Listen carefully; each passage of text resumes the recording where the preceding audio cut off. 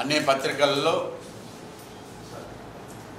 Media మాధ్యమాల్లో Janasena party నాయకులు బాలినేని ప్రణీత్ రెడ్డి గారి మీద తాలూకా పోలీస్ స్టేషన్లో డాక్టర్ యాదాల అశోక్ గారు సంతనూతలపాటు టికెట్ విషయంలో కంప్లైంట్ ఇవ్వడం జరిగింది. డాక్టర్ యాదాల అశోక్ బాబు గారు, మిమ్మల్ని ఒకటే ప్రశ్నిస్తున్నా, మీరు జనసేన పార్టీలో బాలినేని కుటుంబం బాగా దగ్గరగా అవటం, జనసేన పార్టీలో యాక్టివ్గా ఉండి అధినాయకత్వానికి దగ్గరగా ఉండటం, అలాగే ముఖ్యంగా ఎన్డీఏ కూటమికి దగ్గరగా ఉండి వారి కనసైకల్లో పనిచేస్తూ వారికి సూచనలు ఇస్తూ వారి మన్నలు పొందిన బాలినేని కుటుంబం మీద మీరు ఇటువంటి ఫిర్యాదులు చేయటం అనేది కరెక్ట్ కాదు.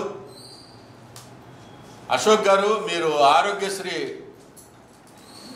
రాష్ట్ర చైర్మన్గా ఉన్నారు. మీరు ఆ రోజున ముఖ్యమంత్రి అయినటువంటి జగన్మోహన్ రెడ్డి దగ్గర నేరుగా అపాయింట్మెంట్ తీసుకున్న పరిస్థితి.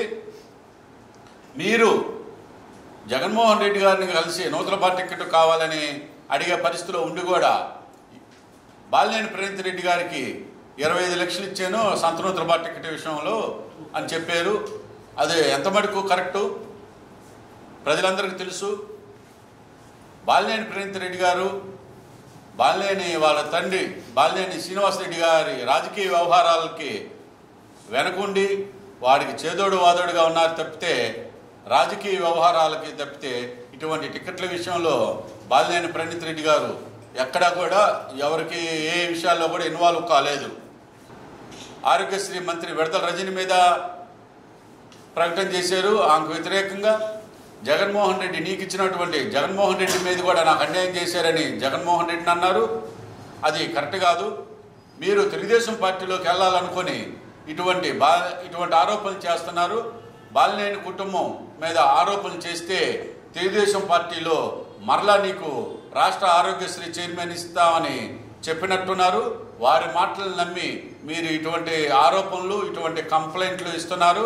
అది కరెక్ట్ కాదు. అది కూడా నీకు ఊహాజనితమే. నువ్వు కలలు కంటున్నావు.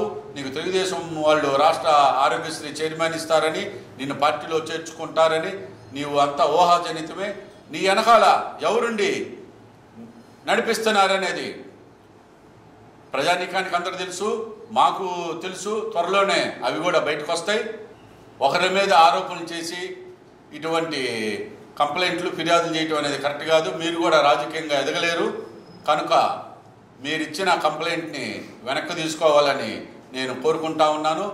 బాలినేని కుటుంబం కేసులకి భయపడదు, ఎటువంటి విచారణకైనా సిద్ధమేను.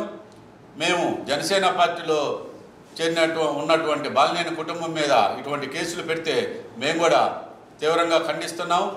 ఇటువంటి చర్యలు కరెక్ట్ కాదు. మేమైతే వాస్తవాలేంది నిజ నిర్ధారణకి మేమైతే సిద్ధంగా ఉన్నాం. మీరు కూడా తెలుసుకోవాలి, కంప్లైంట్ని వెనక్కి తీసుకోవాలని డాక్టర్ అశోక్ గారిని కోరుకుంటా ఉన్నాం.